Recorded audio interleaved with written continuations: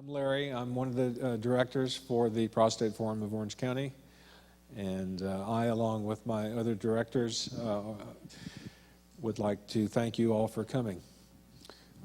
Several months ago, Harry Leffingwell, raise your hand there, Harry, is in charge of our speaker program, and he's the one who works really hard to line up speakers. We try to get speakers that we think are relevant and certainly experts and speakers that we know you all will like to hear on various aspects of the journey with prostate cancer. In our discussions that day, we decided as a board that we acknowledge that we spend a lot of energy on the physical aspects of the disease, the treatment plans, the protocols, the experts, radiation, surgery, hormonal. We all know them well. But throughout the years, we've neglected a really important aspect of treatment, and that is acknowledging the psychological aspects of a cancer diagnosis, and particularly a prostate cancer diagnosis has on not just we men, but our significant others as well, and family members. So it was decided at a board meeting way back when we were coming up with our schedule for this year to include in a presentation an expert in counseling cancer patients, particularly newly diagnosed, and how to deal with some of these fairly overwhelming, as we all know that have been diagnosed, overwhelming things that come up. So I was charged with finding such a soul, and I went to the internet and other sources, and it was very easily, and I feel maybe inspired, that I came across tonight's speaker. Fran Baumgarten is a Newport Beach based clinician. She's a state licensed clinical psychologist since the mid-'80s from the California School of Professional Psychology in San Diego, and her major was clinical psychology, where she received a PhD. Her undergrad was at our local university here, the California State University at Fullerton, in majoring in psychology. She's got professional memberships with the American Psychological Association, the California Psychological Association, Orange County Psychological Association, and the Western Regional Legislative Representative American Association for Partial Hospitalization. She's been awarded the Southern California Cancer Pain Initiative Excellence in Pain Management Award in 2008. But what's impressive to us is that she is the founder and president of a nonprofit organization in Newport Beach called the Center for Cancer Counseling. As I mentioned, it's nonprofit, and it's dedicated to providing the psychological and psychiatric, emotional, and educational needs of cancer patients and their families. And that was exactly what we board members were looking for, as an expert who deals in cancer counseling, families, patients that are dealing with life-threatening diagnoses, and how to go on living after a cancer diagnosis.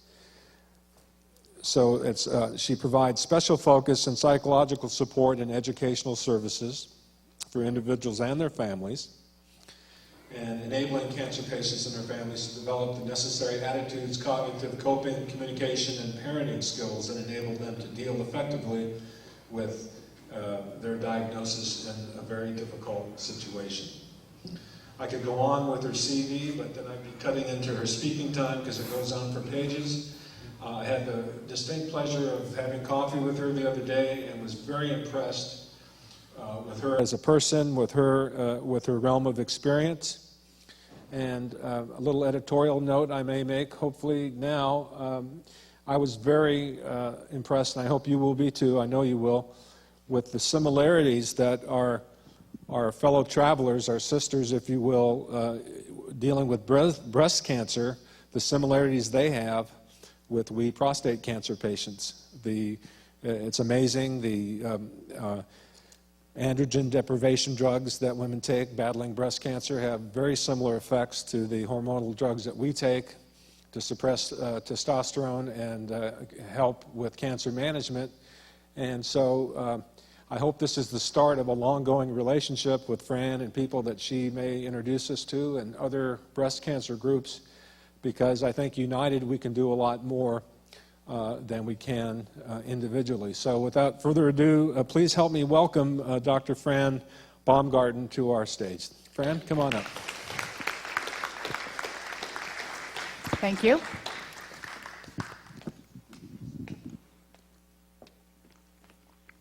Thank you, Larry. That was very sweet. It's weird to hear somebody talking about you like that. This is a very different arena for me than what I'm used to. As a clinical psychologist, I get to sit in my office, which is very intimate, like a living room, 1-to-1, or maybe 2-to-1, or 3-to-1.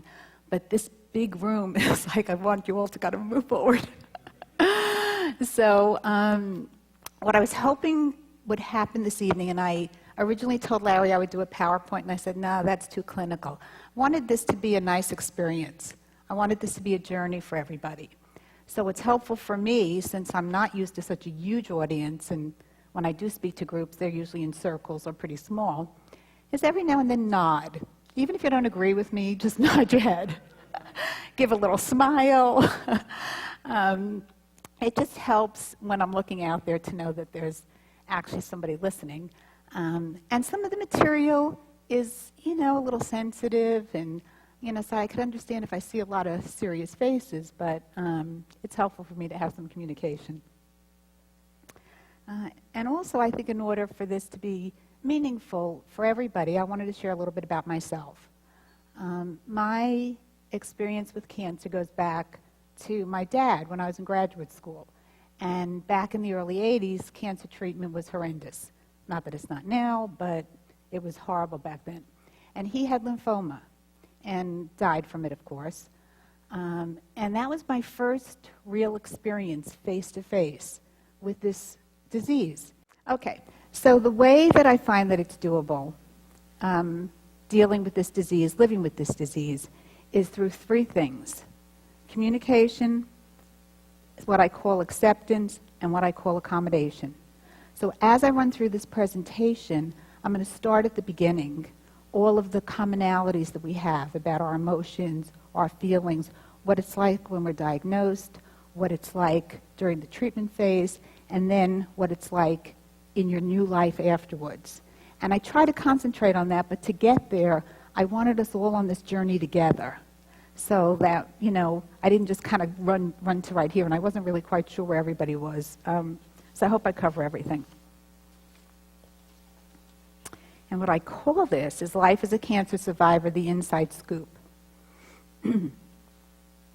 What I want to talk about with you tonight are the private thoughts, feelings, wishes, sorrows that many cancer survivors experience, but have difficulty in talking about and sharing with others. I think we need to be able to talk, to share, so that we don't feel like we're going crazy, so that we don't feel like we're the only ones having these thoughts and feelings and reactions, so that we can see how these thoughts and feelings are a normal part of the cancer experience. As a psychologist, I have had the privilege of spending thousands of hours with other cancer patients, their family members, and doctors. There isn't anything I have not heard or experienced. And there really isn't anything I haven't heard. I've been practicing for over 25 years. People's most intimate thoughts and experiences are shared in the privacy of my office. And let me tell you, we all have more in common than you might realize. My goal for tonight is to give voice to the unspoken words, the good and the bad, the happy and the sad, the strong and the weak, the shameful and the embarrassing, the confusing and the disappointing, and the life-altering.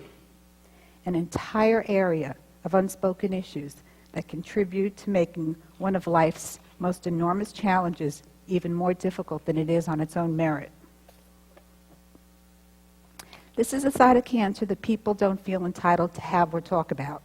The overwhelming and permeating fear, worries, and concerns. How out of control life feels. how unpredictable the future is, and how vulnerable, maybe for the first time, you feel. How the messages and remarks from many well-being friends and family that things will be fine. You should be happy just to be alive. Just have positive thoughts, because negativity causes cancer. All overshadow the cancer experience and minimize how it affects us physically, emotionally, psychologically, socially, our vocations and our relationships. Looking for the why me, what did I do or what did I not do to cause this disease to grow, is not only self-destructive but unanswerable. Everyone just wants this over. The hope is that this will be no different or difficult than having a long, extended bout with the flu. And once it's over, it's over. Well, I'm sure you already know this, but I'm here to affirm that it is impossible to have cancer or to have had cancer and not have it affect all parts of your life.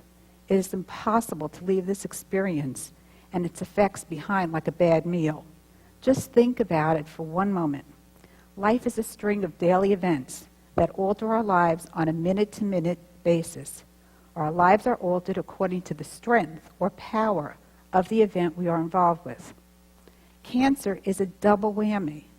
The disease and treatments affect our physical body and plays a very powerful role in our emotions and daily living. Facing a disease that is life-threatening is almost no different than facing the threats of a death as a soldier in war.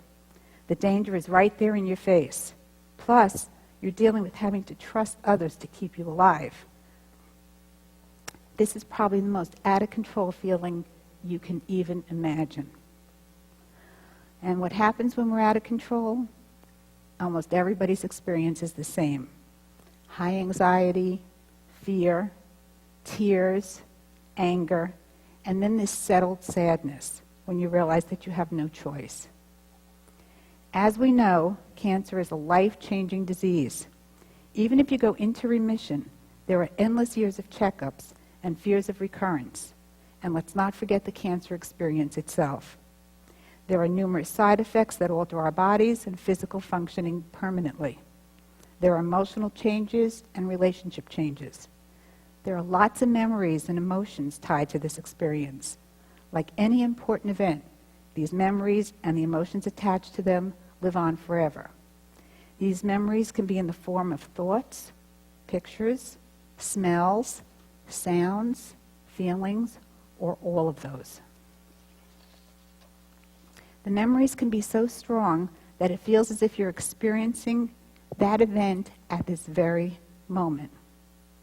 These memories and their attached emotions are easy to access, and we know that. You know, if you think about something that happened to you, the feeling just rises right along with it. I'll never forget when I went into the hospital for some blood work or something after my stem cell. And during my stem cell, I had to be in the hospital for 21 days, in isolation mostly, but I was in the hospital for 21 days. And I went in for this, outpatient part of the hospital, really shouldn't have shook me. I mean, I'm a girl from the streets in New York. It's like, this should be manageable. Went into the restroom, and when I went to wash my hands, the smell of the soap, I threw up on command. I mean, it was just that strong how my body responded to something that had happened a year before. Cancer, like every other major event in our lives, graduation, marriages, lack of marriages, children, moves, changing jobs, impacts our lives in ways that usually requires a rethinking or a readjustment to our life. And this is where the accepting and accommodation come in. I don't personally believe in labeling thoughts positive or negative. To me, there's only reality.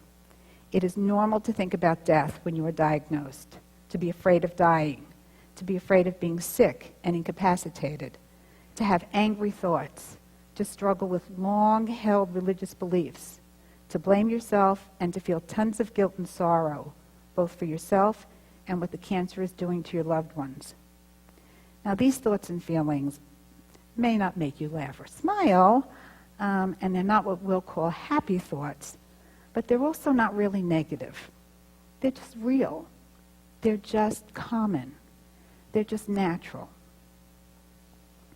All the what ifs, the treatments don't work, I can't go back to work, I can't pay my bills, that's just a common thread for all of us. The fear that if I think about dying, the cancer will get worse. If I'm stressed, the cancer will get worse. Well, I don't really agree with that either. I wish it were that simple and easy, because I would be a bazillionaire if I could get people to think their way out of this disease. And I come to that belief, partly from my work at Children's Hospital, because I don't think there's any population more stressed than parents who have a child that's ill or a child dying of cancer. The military, we just don't see higher cancer rates in people under those kind of stressful conditions. So I don't believe that you can really make the cancer go away by thinking about it, but what I do believe you can do with your thoughts is impact the quality of your life, impact your pain and your discomfort levels, and impact your functioning levels. So certainly we want to keep our stress levels down, because it just feels better to not be stressed. It feels better to not be so hyped up inside. But even that isn't really possible. The best we can do, I believe, is alter how we think, feel, and spend our time. Sometimes it's good to dump the stress by talking, by exercising, by socializing, maintaining an active lifestyle. And believe it or not, distraction is truly one of life's best coping skills, especially during treatments or times that you have to just tolerate what's going on. As a psychologist, obviously, I make my living talking. So I think communicating is very important. But sometimes too much talking isn't good. And that's kind of like the recipe law. A little is just right. Too much kind of ruins the soup or spoils it, or whatever it is. Sometimes not feeling gets us through the day. Sometimes denial is our best friend. If you're in pain, if you're sad, you know that if you distract yourself or you get busy, you're not going to be ruminating and obsessing about those thoughts. In dealing with this disease and all it brings into our lives, and to be able to live joyful, happy, excited, fulfilled, productive lives, we have to be free of some of this burden, some of this heaviness. The body is very burdened already with the cancer and the treatments, that it really can't hold on to all of these strong emotions. It's like pulling a huge trailer behind your car. It's slow and it's sluggish. What we don't often consider is the enormous amounts of energy that the cancer eats up when it's growing, the enormous amounts of energy that the body has to put out to heal from surgeries and to absorb treatments. So what you have when you're going through cancer, and what you have when you're going through cancer treatments, is basically your body's working 24/7. It's processing everything. It's healing and processing. So I don't really think it's a big mystery that fatigue has such a huge role in cancer treatments. And unfortunately, when the body is fatigued, it depletes our ability to emotionally handle anything. So we're, potentially, a train wreck. So if we can let go of our thoughts and feelings by talking, it is not only lightening the load, but as a bonus, we can then choose how we're going to see things, how to define them, or simply how to accept them and readjust our expectations, readjust our needs and wants, because it is what we do with these thoughts and feelings that determine our mood and our quality of life. We've all had the experience of having to talk about something difficult, and how most of the time we feel better afterwards, and how when we find a new way to handle tough situations, it feels like a relief. This is definitely where two heads are better than one. In a discussion, we get another point of view. We're no longer stuck in our own world, going round and round with our own thoughts. Someone outside of us usually has a much clearer picture of what's going on, especially if we feel that they really heard us and understand us. And I think this is why it works so well in my office. I think my life with cancer is very, very helpful, because when somebody looks at me, and I can actually see eyes, I didn't think I was going to be able to, they really know, you really know, I really know. I'm not just blowing steam. I've been in those shoes. I know what it feels like, and I know what it takes to get out of them. And of course, we don't want to forget our partners and our family. Believe it or not, they are experiencing similar issues, feeling scared and worried, overwhelmed, not sure how to treat us, not sure what to say to us, not sure what to say to us. For our partners and family, they seem to be okay when we're okay. Unfortunately, when you're diagnosed, nobody is okay. And like most things in life, men and women deal with these fears and concerns differently. I should say most men and women. I'm going to get slammed for this one. Most women want to talk about everything, and most men don't want to talk about anything. And what that leads to, as we all know, is isolation and loneliness, having everyone suffering alone. And it's true for the kids too, and I know we're not talking about kids in here, but some of you may have younger or teenage children or grandchildren, and kids do the same thing. When I have kids and they have a parent that's sick or a parent that died, and they'll tell me that they cry themselves to sleep at night, I'll say, well, did you go into your parent, whether it's the surviving parent, did you go in and ask for help or tell them you're sad? And this is the typical response. I don't care if they're 5 or if they're 17. I don't want to be a burden. I don't want to upset them. So this is universal, I think, across the board.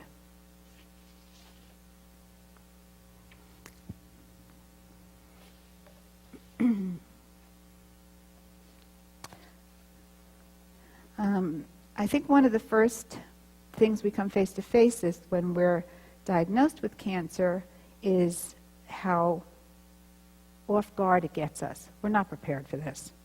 Most of us have no prior experience in handling a life-threatening illness of our own. And even if you have recurrences, they're all different experiences. They're different drugs, they're different treatments, and different surgeries, which force us to alter our lives one more time. And if you take a look at life in general, we don't always do a great job with unknown new experiences. We have high divorce rates. We don't do great unless we have learning curves. And even though there are plenty of good self-help books, for most of us, until we have the experience, until we feel the emotion, we don't fully appreciate the impact of the issue or event, and certainly usually underestimate our emotional reactions. The pain you feel when you stub your toe is very different from the pain you feel when you care about someone that stubs his or her toe. It just is. Empathy pain and personal pain have different degrees of strength.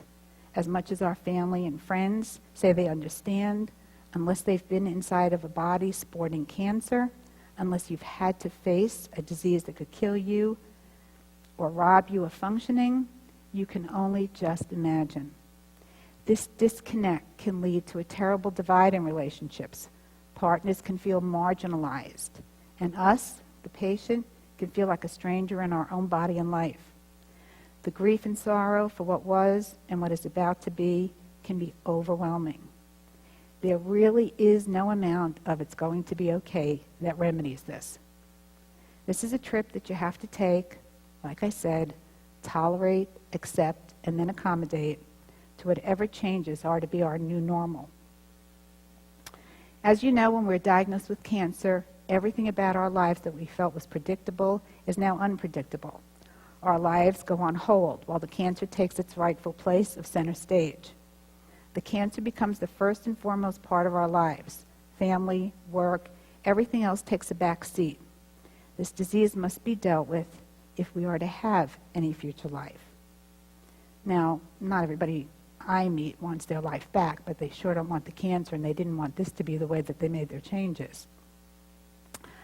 But for most, this unplanned, unwanted, intrusive, frightening, and overwhelming feared thing causes a disruption like no other.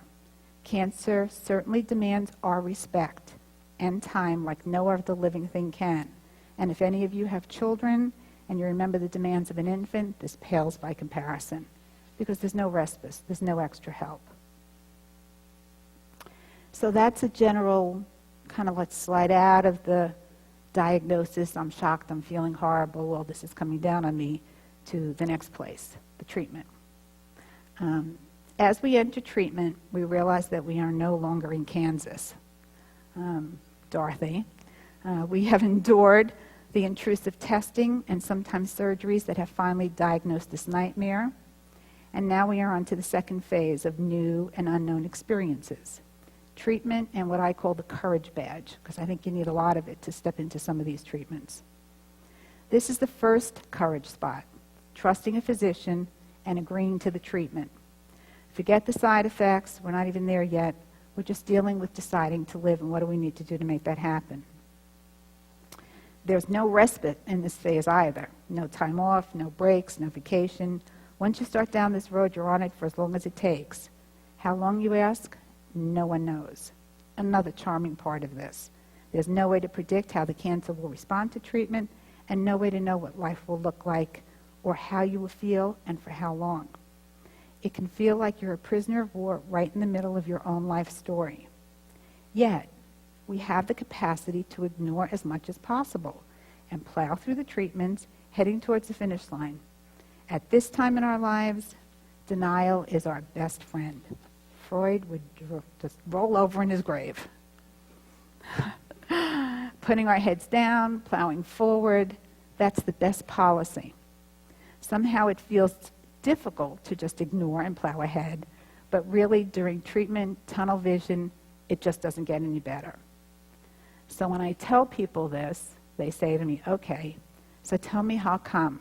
I'm crying, I'm angry, I'm irritable, I'm just plain annoyed. I can't sleep, food tastes metallic, my skin looks green and yellow, I'm exhausted, I have no sex drive, I'm having a difficult time remembering things, I can't barely concentrate to even read.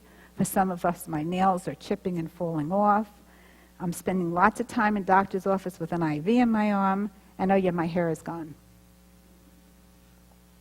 And being bald is another whole issue, especially if you're a woman. But for anybody, it just screams out, cancer patient, right here, take a look. And I think the biggest one of all, because the hair comes back, is that, for some of us, we're missing body parts or a loss of functioning of other body parts. And to boot, I'm supposed to smile and be happy that I'm alive. This is the huge conflict, because you are happy to be alive. You just don't want to be alive quite like this. And I think that's the difficulty when people say, but you're lucky. To the world, for most cancer patients, we're out to prove that we're the same person. I must soak up the treatments, demonstrate that I can handle this problem, throw at me whatever you need to. I'm a warrior. All the while in my private moments, I'm exploding. But I can't afford to feel. It takes every ounce of energy just to face the treatments and reality of what is happening. I know if I let myself feel, I will go crazy. Therefore, I also can't talk about this. I can't tolerate telling anyone. And I almost can't bear to say the word cancer. I don't want anybody to treat me differently. Our partners and our family, on the other hand, especially the women, and believe it or not, more and more men, want to talk about everything. They want and need support. They want to be held and reassured. They want friends and relatives just reaching out. We want to hide.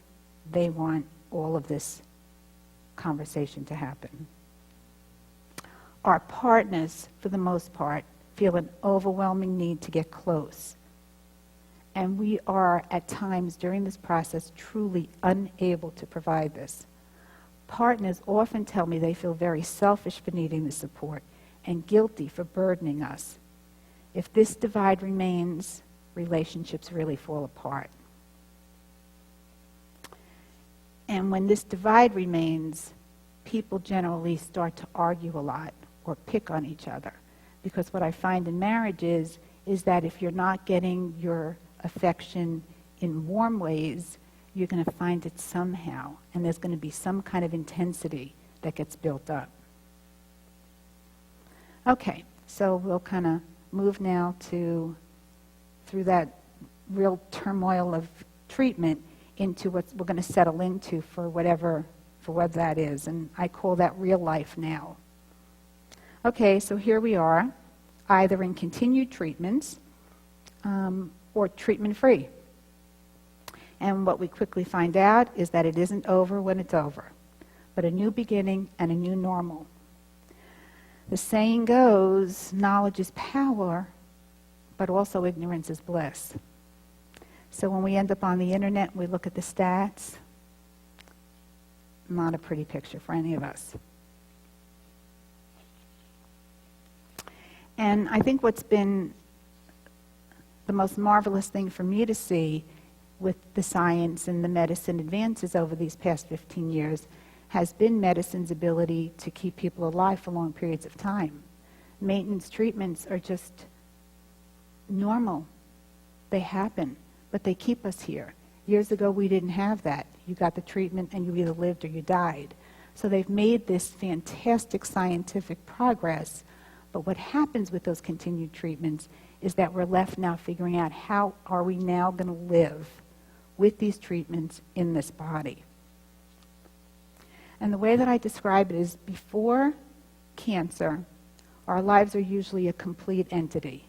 We're kind of going along our business and this is our life.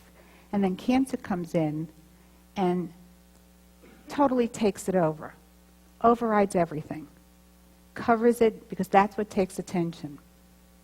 As we settle into our new life, this becomes a cue because cancer's attached for forever.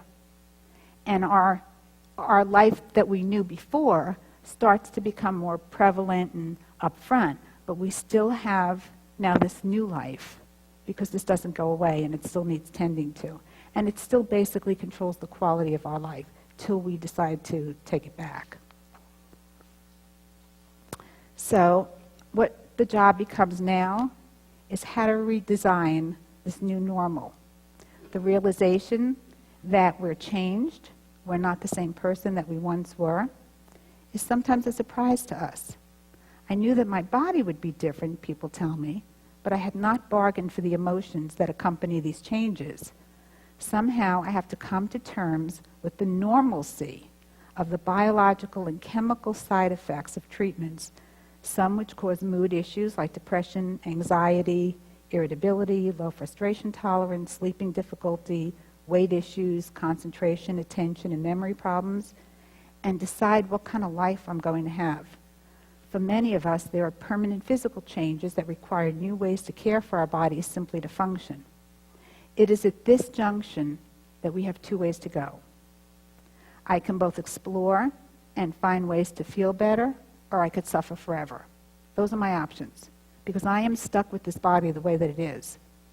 My only option is to decide, how am I going to design this life? What am I going to do at this point forward? And I call this the second courage spot, because I think this should, well, it can't be the first because the order it comes in, but it's definitely the harder of the two.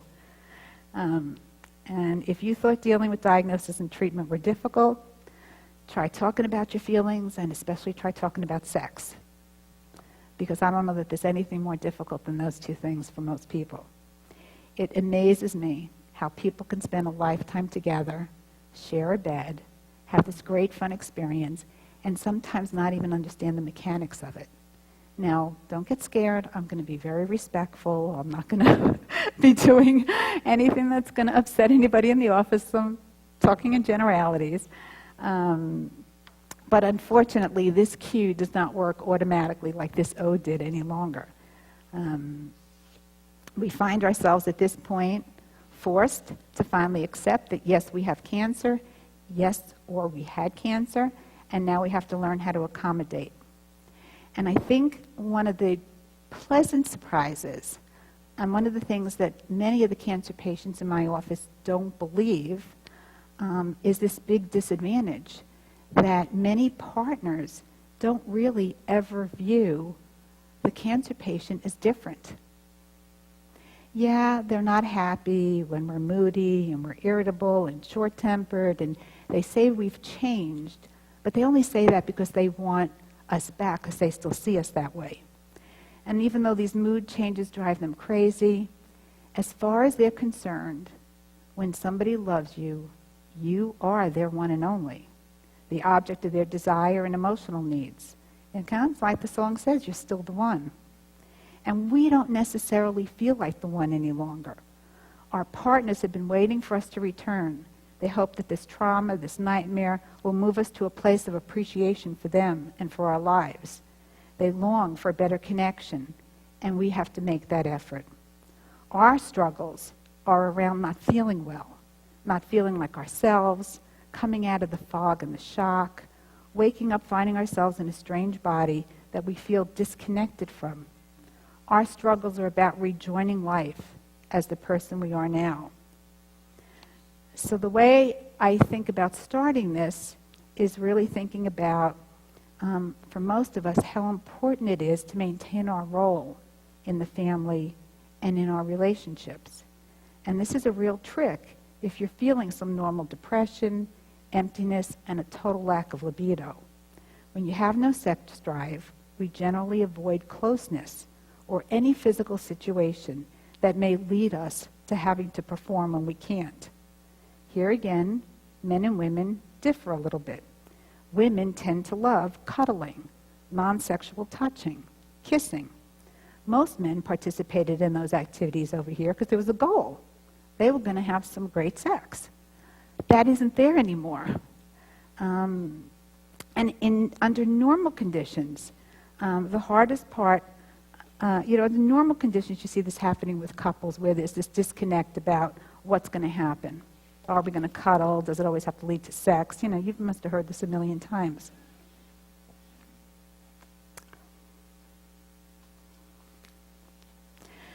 So here you are, you're in a relationship, hopefully. And by the way, those of you that don't have a partner, there's great hope.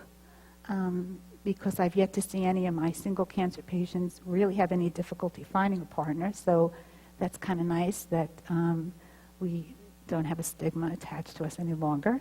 But it is difficult when you can't be sexual and your partner wants you to be close to them. And the big problem for us here that we deal with is one of motivation.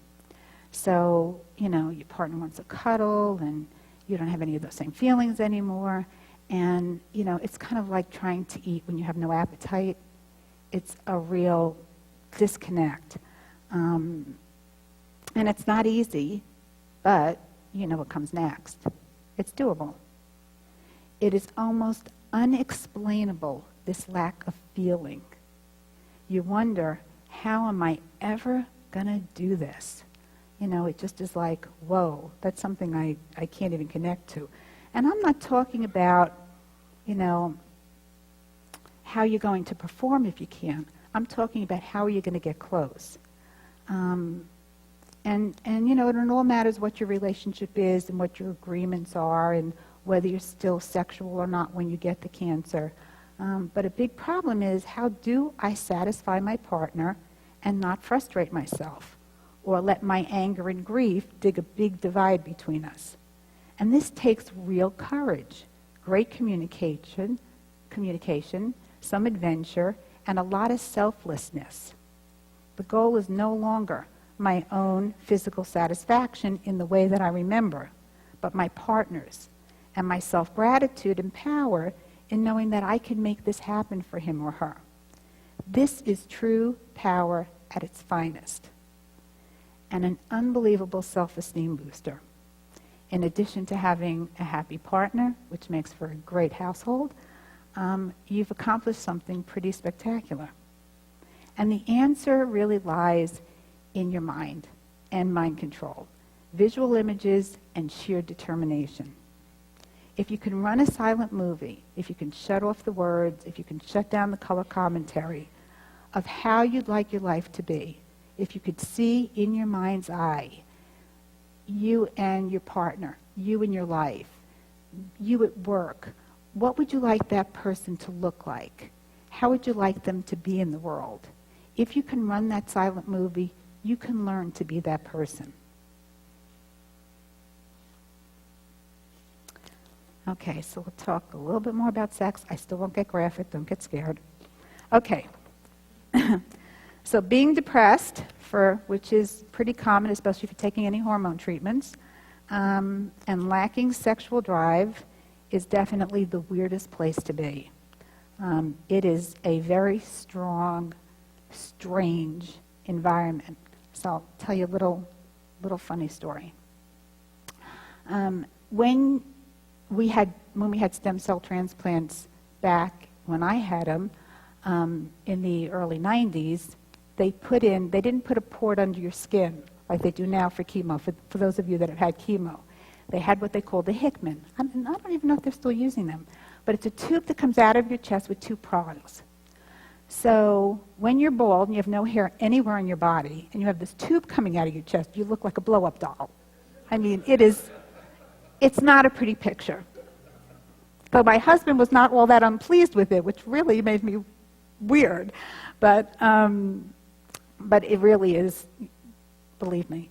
And I was just at the end of my hospital stay, and my husband came to get me, and my doctor came in, and I was getting ready to get discharged. And, he's sitting with his legs crossed on the chair, my oncologist, and he's, just very kind of matter-of-fact, down to business, and he's writing my discharge notes, and he says, oh, by the way, no sexual intercourse for 30 days. And I looked at him, and I looked at me, and I said to him, does this really look like a body somebody's going to want to have sex with? Are you, like, out of your mind? But, that's how you feel, and my husband was just so glad to have me alive. I mean, I don't even think he saw me. And I think that's the interesting part. There is this research that just came out on couples that are married over 50 years. They wanted to know how you do it. How do you stay happily married for 50 years? And for the couples that were miserable for 50 years too, but, how did you manage to do this? Because some couples were miserable. Well, let me take that back. They weren't miserable. Their happiness was in arguing. That's how they found their happiness. I don't imagine they had great sex lives. So, and what they found was that, especially for the men, but the women too, when they looked at their partner, okay, now these were not young folks, married 50 years, they still saw the same young girl or guy that they fell in love with.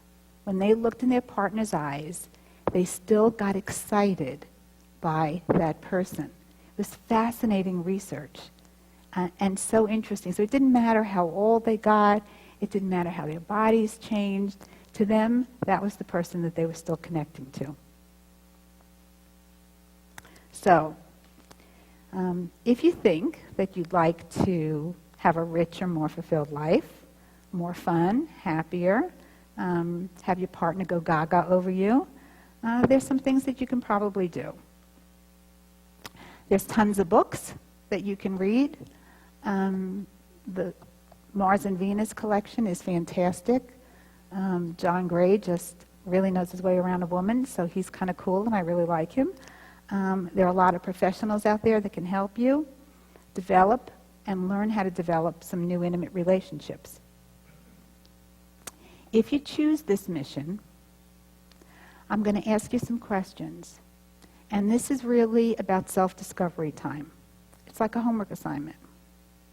It's mental enlightenment, because you don't really get to this new normal without really taking a good assessment and evaluation of who you are and what your life's about.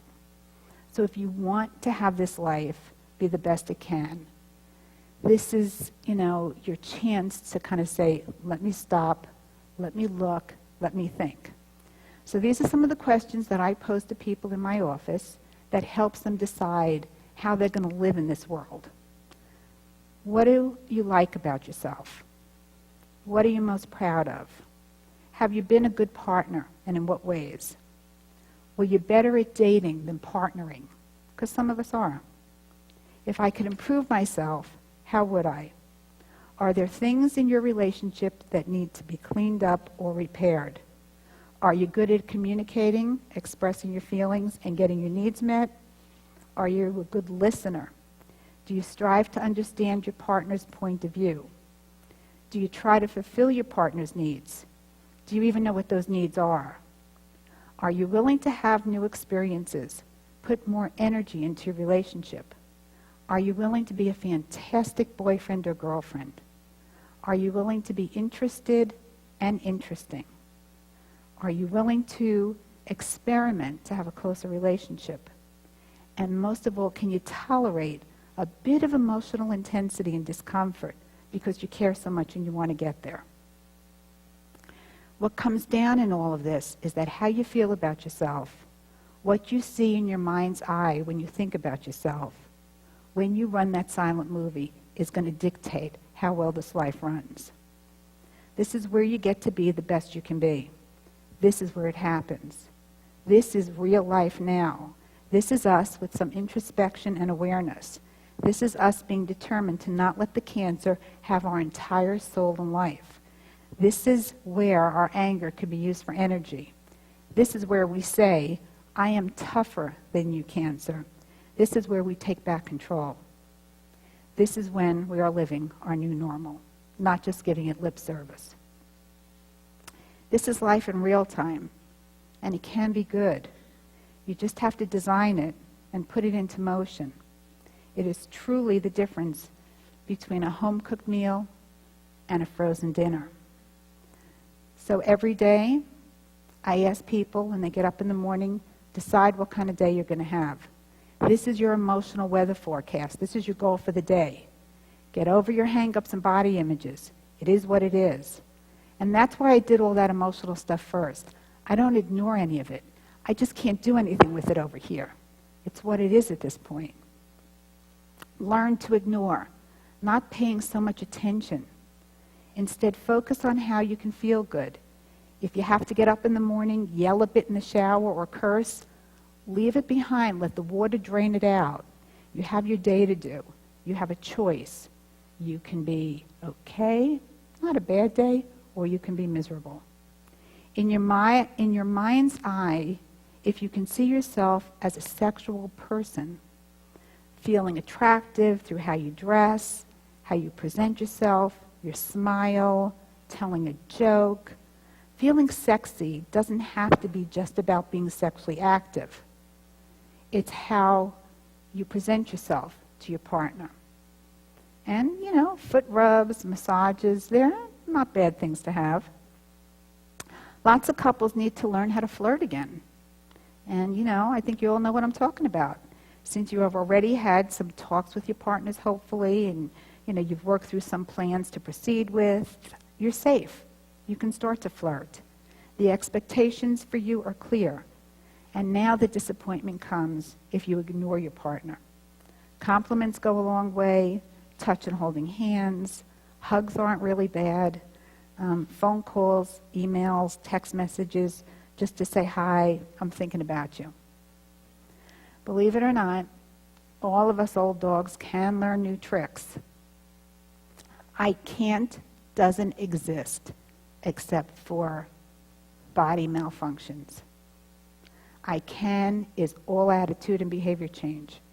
The only thing that gets in the way of change is fear, low self-esteem, faulty self-talk, stubbornness, anger, and resentment. Understanding that you have a choice is all powerful. Taking these choices is about gaining back control of your life. People often say to me that this disease makes them feel like they have to give back, make an impact on the world. I say to them that I hope this disease makes you want to just enjoy your day, whether that means sitting and reading a book, taking a walk, fixing a meal, enjoying someone else's company, having a great day at work. It really doesn't matter. This disease can be a wake-up call. It certainly brings our awareness of time and mortality to the surface. The least we can do is pay attention. Like my grandmother always said, life is not a dress rehearsal, and boy, don't we know that. Thank you. But before I do, let me just please encourage you all to pick up a flyer from the center right at the table so that you can watch us on the internet. I post articles. Believe it or not, I just learned how to use Twitter. They're trying to teach me Facebook. I don't know, but But I get all of these emails from different medical communities, and I've been sending some to Larry, and they're just really interesting articles to read. So I've been posting them. So if you take a flyer, you can kind of check in and see, what else is new and happening. Okay, this one very lonely question. What can we say to a cancer patient who is depressed or has low negative expectations? Well, I think if the person will at least sit and listen to you, you can tell them that the depression is very normal to have. And when you're depressed, generally your serotonin levels are low. And everybody that gets depressed has the same experience. The brain functions in exactly the same way for everybody. So the world looks dark. The world looks gray. It's hard to see the sunshine. It's hard to see the positive in anything. So the low expectations, the negativity, is a direct result of the depression. And if they're willing to get the depression treated, one of the best things to do is to have a cancer patient talk to their oncologist, because even though the oncologists don't like to predict anything, and they very rarely will tell you this is probably going to happen, I think they hope against hope it's not going to happen, but it happens anyway. They can either treat you with medication, or they can say, you can try going to talk to somebody like me, or most of them have a list of referrals. Sometimes you can talk your way out of a depression, sometimes you can't. Some of the treatments, some of the chemicals actually cause such a decrease in the chemicals that you need to feel better that you need a medication to counterbalance it, because there's just no amount of thinking that's going to get those chemical levels back up to get your mood up. I hope I answered whosever question that was. Any brave souls? That was my question. Right, this is about, you're really talking about a second medical opinion. Yeah. And I don't think I have that information, but you might. As far as where in the community are some of the top doctors, or, well, I always believe in second opinions, and sometimes third. So, yeah, if you're asking about my belief, and I don't believe in chasing, rattlesnake oil, clearly. Look at what I went through. But I do think that it's important to get a couple of doctors' opinions, because there are some cutting-edge docs that are doing some aggressive things that are willing to take a shot, and sometimes those things work, and sometimes they don't. But it really all matters where you're at and what you're willing to do. The stem cell treatment that I had was actually my own. So it's a little different than when you have, leukemia and you have to have a donor. There's two types of stem cells. So the kind that I had, they were able to actually extract the stem cells from my blood after huge doses of chemo to supposedly kill whatever cancer might be floating around in there. They extract that blood. It's just through an IV, kind of like a dialysis machine, and they purify it. And the best part is they kind of preserve it in garlic. You stink for a long time. Because what they do is they infuse it back in. So after they take your stem cells out, then they grow them. They take the baby cells, and then they put you through high doses of chemo that bring your blood count down to practically zero, which is why most of the time you're in the hospital in isolation during that time period. And I'll just tell you a really funny story since I'm still standing up here. I have a really wicked sense of humor, as you could probably tell. So here I am, 21 days in the hospital, trying to figure out how on earth I'm ever going to occupy myself or my time, up all night, because you don't sleep, reading this really bizarre stuff that I had never really read before. A famous author that wrote an anonymous book and all kinds of crazy things, had the nursing staff up during the night, kind of doing all of that. And for the most part, when my counts were down, and I was in a room alone, because you can't be with anybody else, I wouldn't let maintenance in my room. I let them come in to clean the bathroom because they had to empty it. But when they'd come to my door and knock and say, anybody in there, like, yeah, where am I going to be? I'm in isolation. And they'd come in with their mop. I wouldn't let them in. I was like, I don't know where that mop's been, but I'm in here for a particular reason. Nobody's been getting my floor dirty. So anyhow, they give you these huge doses of chemo. They bring your cell count practically down to nothing, your blood count. And then they infuse it back in with an IV. And then they grow. And so your blood count hopefully, comes back up to normal, and then they can discharge you. That's how they do it. It's very interesting. It's really bizarre, but it's interesting. Are they using it for any other kind of cancers, or is it? They're using it for, they are using it for lots of different cancers. It was interesting. It was a big breast cancer treatment back in the early 90s till, I'm not quite sure who decided that the 17 to 25% of us that it worked for, it really wasn't a viable treatment because it cost so much money. It's a fortune. So they stopped doing it for breast cancer. Right. Right. There weren't enough of us worth the money. So, yeah, tell me about it. Because basically when I was faced with that decision, my cancer was at a place with that second diagnosis that if I hadn't had the stem cell, if I had just gone the regular chemo route, which they would have, surgery, chemo, radiation, it was pretty clear that I would be dead in 5 years. So if I wasn't willing to do this treatment, really it didn't make sense to do the other, because I was just going to be sick and miserable and I wasn't going to live anyway. So I decided, reluctantly, but I decided to do it. Manner, so it's hard to get us motivated, it seems. Well, I think there's a couple of reasons. First of all, women are noisier. They are very used to talking. They're very used to saying how they feel. So it's natural for women to sit in groups and complain to one another.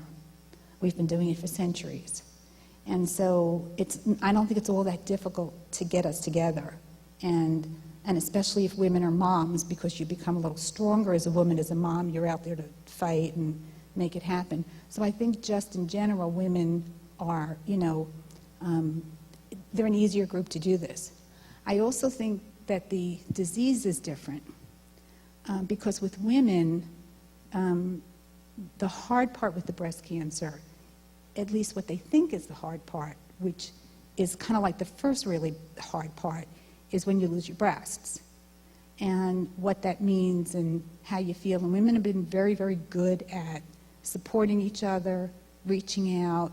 But that, we have prosthesis. You can't really tell with clothes. We get away with a lot.